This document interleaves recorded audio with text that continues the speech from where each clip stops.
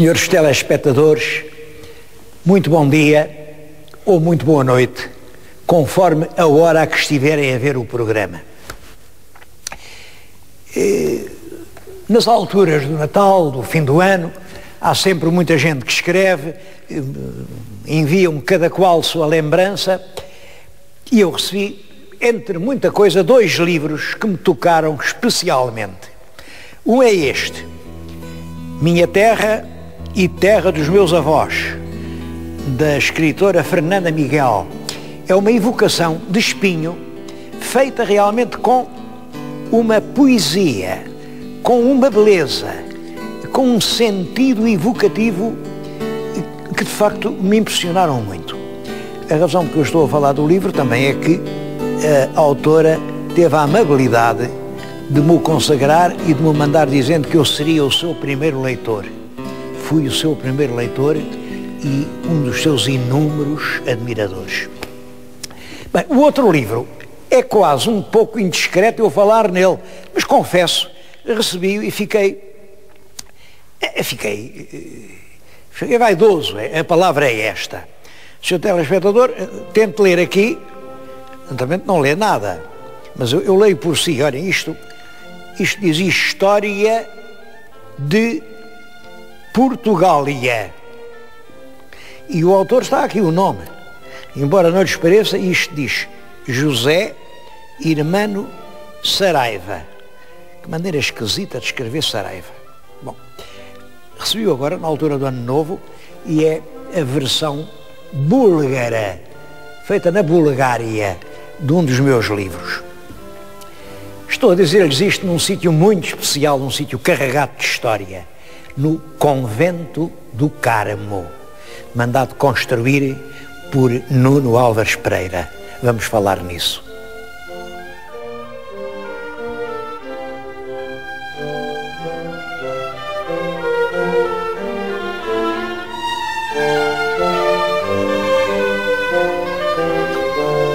Nuno Álvares Pereira é uma das figuras mais fascinantes, mais curiosas e também mais mal conhecidas da história portuguesa.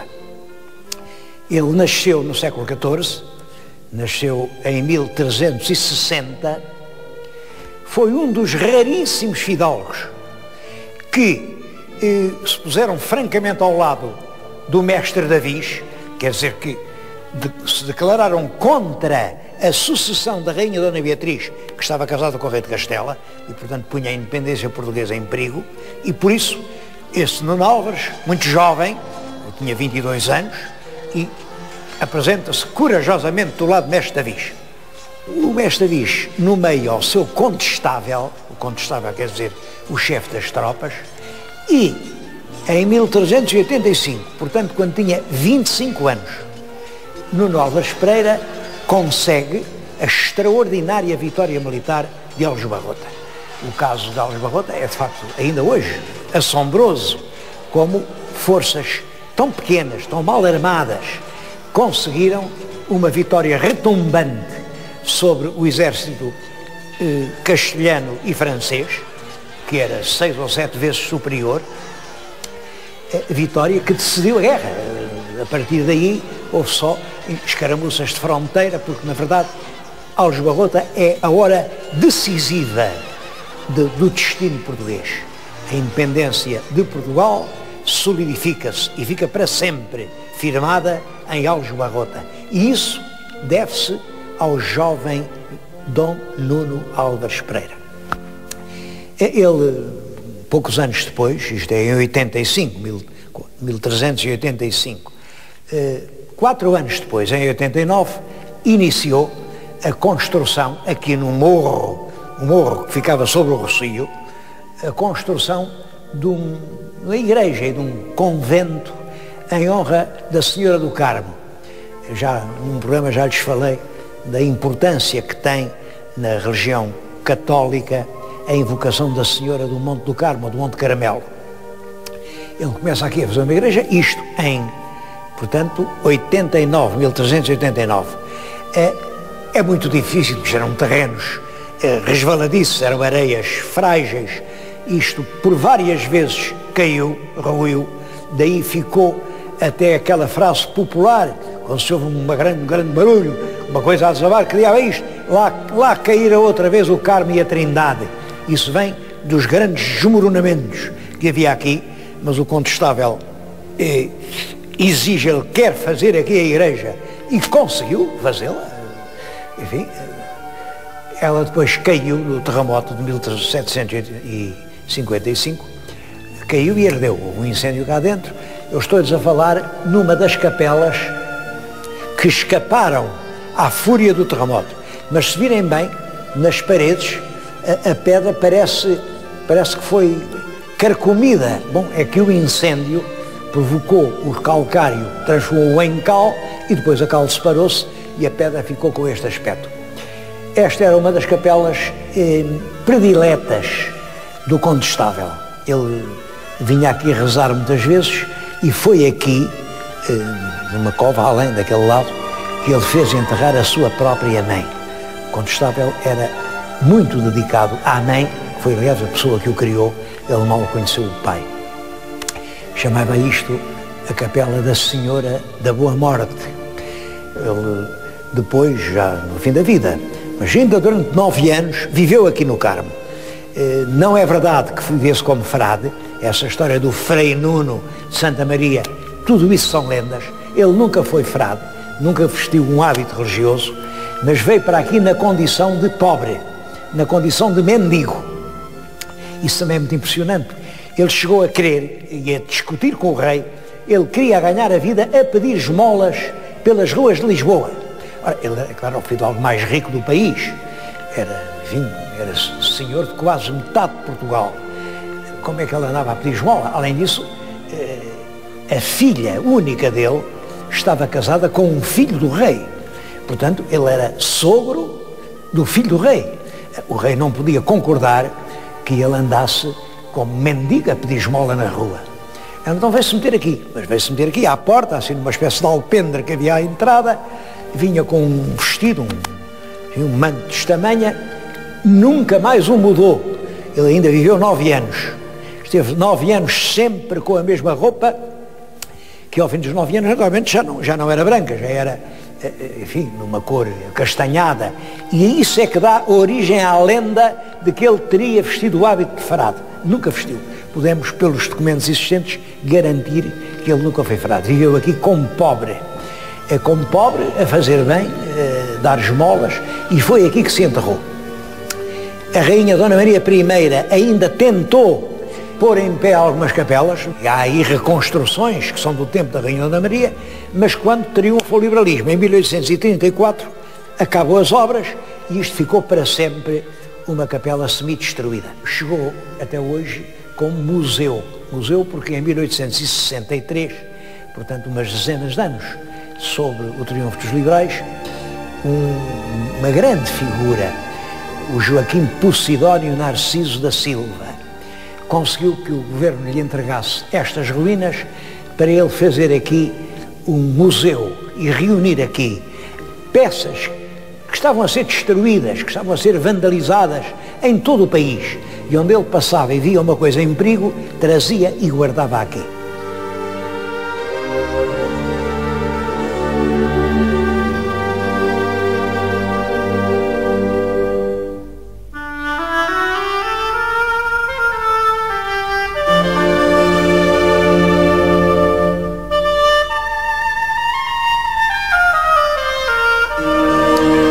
Joaquim Posidónio Narciso da Silva nasceu em 1806, era filho de um empregado no Paço Real e logo em 1807, como sabem, a família real teve que embarcar para o Brasil. Perante as invasões francesas, a família real embarca e vai para o Brasil. Bom, e ele, com 1 ano, vai com os pais para o Brasil. Lá esteve até 1822, que é quando a corte regressa, e já nessa altura ele desenhava, tinha feito lá os seus estudos, considerava-se um artista. Em 1822 a vida em Lisboa era inquieta, turbulenta, revolucionária, e ele foi-se embora. Foi daqui para Paris, esteve alguns anos em Paris a estudar com os melhores arquitetos do seu tempo. De Paris foi para a Itália, passou 2 anos também em Itália a estudar e regressa por fim a Portugal, enfim, já formado, um arquiteto e cheio de ideias. E uma das ideias, naturalmente, é salvar o património, as obras de arte que estão por toda a parte a ser destruídas, e ele junta as peças, trabalha nisso, sempre protegido pelo rei Dom Fernando II, de quem era muito amigo, até aos 90 anos. É ele quem funda, em 1863, a Associação dos Arqueólogos Portugueses. Hoje, este velho convento, fundado pelo Condestável, é a sede da Associação dos Arqueólogos Portugueses, que tanto tem feito para defender o nosso património ameaçado.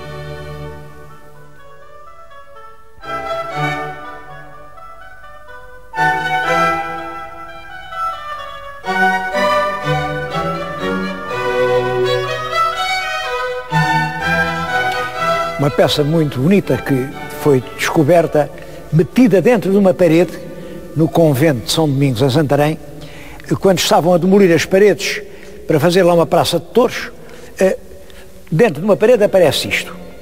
Isto é um cavaleiro do século XIV, é o Fernão Sanches. Era filho do rei Dom Dinis, mas filho bastardo. É o Fernão Sanches, que se representa aqui, é realmente uma linda figura, e que tinha esculpido aqui uma cena de caça. Vê-se Fernão Sanches a cavalo, na altura em que vai alancear o porco montês. Está ali o porco montês, vai com uma matilha de cães, aqui juntos estão os criados que o ajudavam na caçada. É claro, estas entradas laterais, isto foram cortes, foram brutalidades que foram feitas já posteriormente, para qualquer motivo. Uma outra coisa curiosa que vos queria mostrar são estas pedras de armas. Isto é um túmulo real, tem aqui as armas portuguesas, as 5 quinas, e aqui as armas da rainha, que são as armas dos Manuéis. É uma mão, Mano, Manuel. Mano é o emblema de Manuel. É curioso que esta palavra Manuel entrou em Portugal por causa do casamento do nosso rei Dom Pedro com a dona Constança Manuel, e o apelido Manuel ficou depois ligado à Casa Real. É por causa dessa Constança Manuel que o nosso rei Dom Manuel I, o Venturoso, se chamou Manuel. Ora, vejam como as coisas na história se continuam. O Dom Manuel casou uma das filhas com o Duque da Saboia. E o Duque da Saboia, desse casamento, ao primeiro filho chamaram-lhe Manuel, Manuel Filiberto. Bom, os Manuéis ficaram na Casa da Saboia até hoje. O príncipe herdeiro da antiga monarquia italiana chama-se Vítor Manuel e o filho dele chama-se Emanuel Filiberto. Ninguém já, nem na família Saboia, sabe que isso vem do nosso rei Dom Manuel I.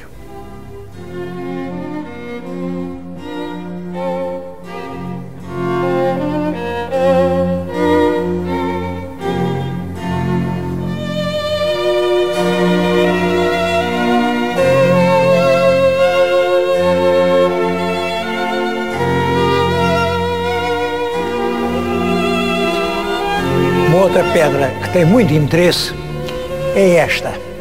Ela veio da Igreja da Anunciada, aqui em Lisboa. A Igreja da Anunciada ficou praticamente arrasada com o terremoto do século XVIII. Bom, mas o Cidadão Silva foi lá e no meio das ruínas ainda conseguiu apanhar esta enorme pedra. É um bloco de mármore que tem realmente umas armas, uma heráldica. Isto é o brasão dos Andrades. Bom, e aqui tem o letreiro. Este letreiro é que é curioso. Este letreiro diz o seguinte: Capela e Sepultura de Fernão de Álvares de Andrade, do Conselho de El Rei Dom João III. Até aí é tudo verdade. É tudo verdade. Menos ele chamar-se Andrade, ele era só Fernando Álvares.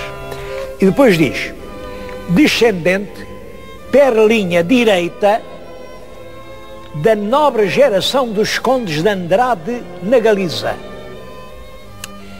Faleceu em Lisboa em março de 1552 e de sua mulher, Isabel de Paiva, que essa faleceu em 1580. Bom, o curioso disto, nós sabemos perfeitamente quem era o Fernando Álvares.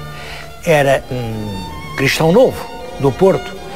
Em Novo, aliás, davam-lhe o nome de Fernando Álvares do Porto, com um imenso jeito para os negócios e que foi, de facto, um servidor do tesouro no tempo do rei Dom Manuel e depois tesoureiro-mor de Portugal no tempo do rei Dom João III e que acumulou uma imensa fortuna. A principal razão que o faz recordar hoje é que era pai, foi pai de filhos muito ilustres, mas entre eles da Violante de Andrade. Violante de Andrade, que casou com o segundo conde de Linhares e que foi a mulher que inspirou quase a grande maioria dos comoventes poemas de Camões. É a mulher, a tal mulher de cabelos de ouro, que inspirou praticamente a lírica camoniana e que está na origem da sua tragédia.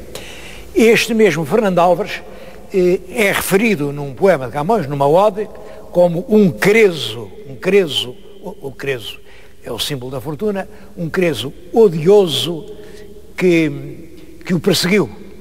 Não admira muito, é claro, ele perseguir, enfim, lá os rapazes que andavam atrás da filha. Aqui diz também, e de seus descendentes, quer dizer, era a sepultura para todos os descendentes. Bom, isso realmente não foi. Violante de Andrade não foi sepultada na Anunciada, está no convento em Chabregas, já lá estivemos a ver o túmulo, mas é possível que várias das filhas da Violante de Andrade, que viveram sempre na Anunciada, tenham tido a mesma sepultura que o seu avô, o tesoureiro Fernão de Álvares. Esta história da Galiza e de ser Andrade, tudo isto é uma invenção que ele arranjou, porque depois de ser muito rico, entendeu que também devia ser nobre. É uma mania que todos os ricos têm, é enobrecer.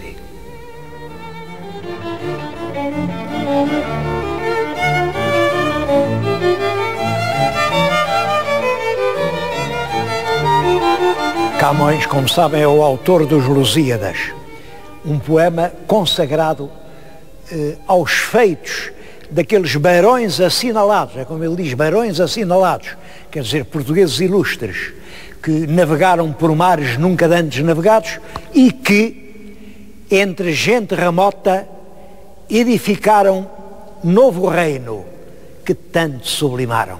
É claro que este novo reino edificado entre gente remota é a Índia portuguesa. Ora bem, eu estou diante de um monumento que refere de uma forma muito eloquente um desses barões assinalados. É a lápide sepulcral de Afonso Martim de Sousa, que foi governador de Goa. Afonso Martim de Sousa vem de Goa, traz esta pedra, é uma escultura indiana, aí do século XI ao século XII, representa um herói indiano. Aqui está o herói a vencer uma batalha, aqui estão os anjos a levá-lo para o céu, ali está ele já no céu, entronizado. E agora vejam bem o outro lado da pedra. São as armas dos Sousas do Prado, a cuja família pertencia o Afonso Martim de Sousa. Quer dizer, ele respeitou inteiramente a escultura indiana, que para ele era uma escultura pagã, mas no lado de trás fez as suas armas que cobriram a sua sepultura. Guardam-se aqui centenas de peças cuja história merece ser contada, mas é claro, eu não tenho tempo para tudo, não queria deixar de lhes mostrar esta figura. Isto é uma coisa do século XIII, vem de Santarém, estava na capela de São Miguel de Alcáçova, portanto, na capela do Palácio Real, e desde sempre se disse que é a estátua do primeiro rei de Portugal, a estátua de Dom Afonso Henriques. É claro que não podemos ter a certeza, mas todas as probabilidades são no sentido de que, no século a seguir à vida de Dom Afonso Henriques, há uma verdadeira emoção popular. Contam-se os feitos do nosso primeiro rei, que brandia a sua espada, que implantou a cristandade nesta terra portuguesa, e penso que este busto, que é, como lhes digo, do século XIII, representa de facto o primeiro rei de Portugal.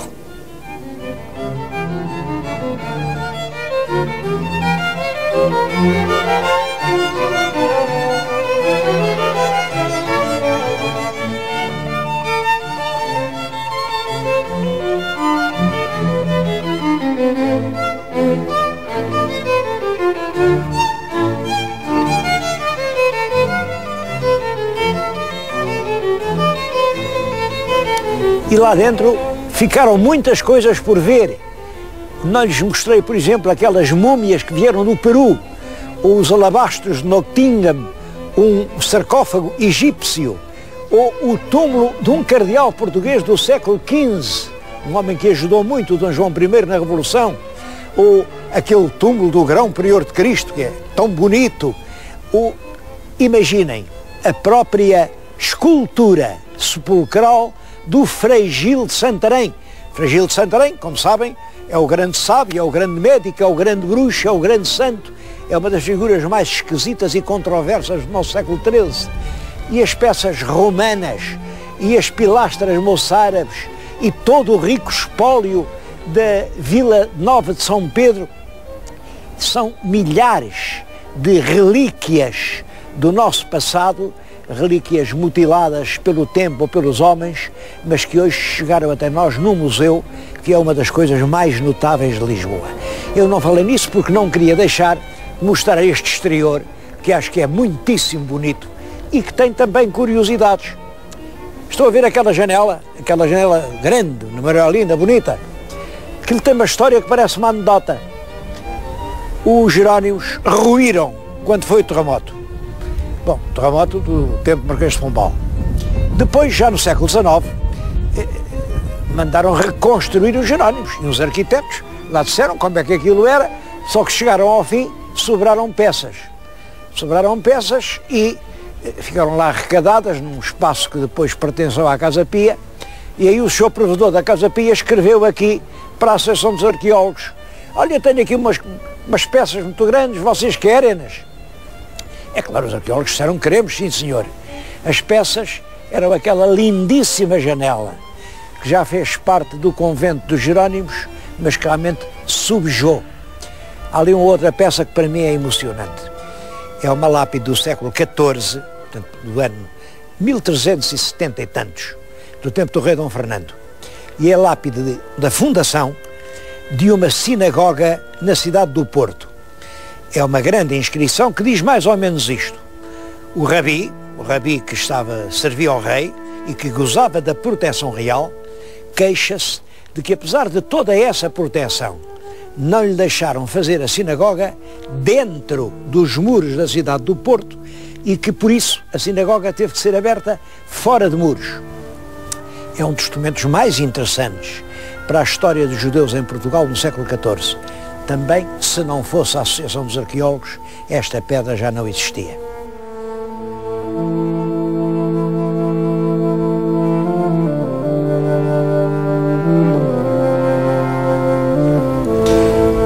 Uma coisa importante é que este museu não é sustentado pelo Estado.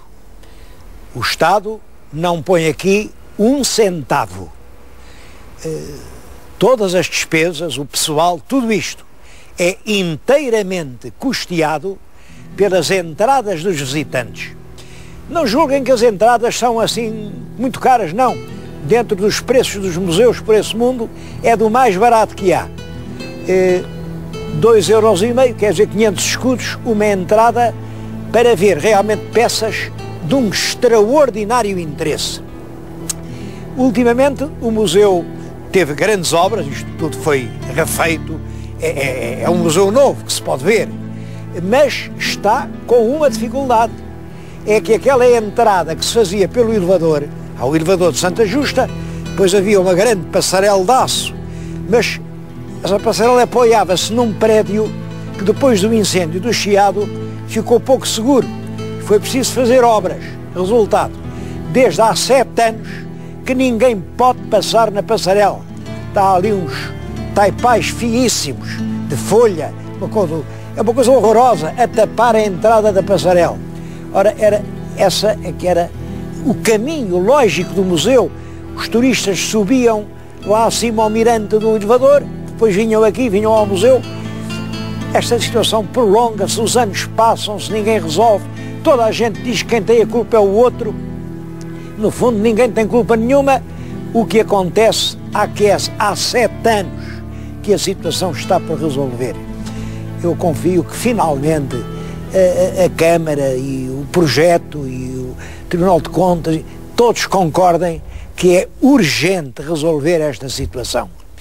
Bom, e espero que o senhor telespectador venha até aqui e veja tudo aquilo que eu não tive tempo para lhe mostrar.